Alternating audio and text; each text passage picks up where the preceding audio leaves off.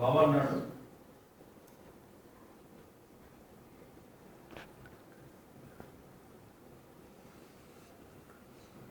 కానీ గుర్తుపెట్టుకో ఇంకొక స్టేజ్ వస్తుంది, ఫోర్త్ స్టేజ్. ఆ స్టేజ్ ఏంటో తెలుసా అండి? ఆ ఫోర్త్ స్టేజ్ ఏంటో తెలుసా? నిజానికి ఆ వెలుగునిచ్చేటువంటి సూర్యుడు కూడా నేను సూర్యుడిని అన్నాడు.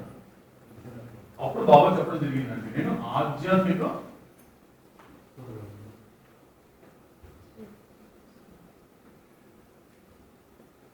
సూర్యుడిని చెప్పడం జరిగింది. సో ఇదే అండి, ఇది ఎక్స్ప్లెయిన్ చేసుకుంటే అదేమైపోతుంది మనకి, ఏదైతే నాకు మారుతుందో ఆ మారేది ఎక్కడి నుంచి వస్తుందంటే మారనిది ఒకటి ఉంది. ఆ ఎందుకంటే సూర్యుడు మారిపోతాడు, అవునా కదా?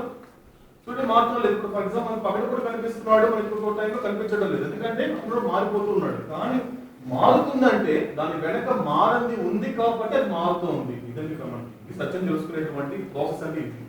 ఒకటి మారుతుందంటే మనం ఉండాల్సింది మారే దాంట్లో కాదు, కానీ ఆ మారేది కూడా మారేలా చేసేటువంటి మారంది ఉంటుంది, అది భగవంతుడు. సో అప్పుడు బాబా చెప్పాడు, ఆయన స్పిరిచువల్ సార్, నేను స్పిరిచువల్ సార్ నేర్చుతున్నాను. మరి దాన్ని ఎక్స్ప్లెయిన్ చేశాడు బాబా. కానీ నేను సింపుల్ లైఫ్ లీడ్ చేయలేకపోతున్నాను బాబా. ఎలా బాబా అంటే ఒక బాబా ఇలా ఎక్స్ప్లెయిన్ చేసి ఒక మాట అన్నాడు. ఇప్పుడు ఒక సూర్యుడు ఉన్నప్పుడు ఇక్కడ చూడండి, ఇంకో ఎగ్జాంపుల్ చెప్పాడు చూడండి.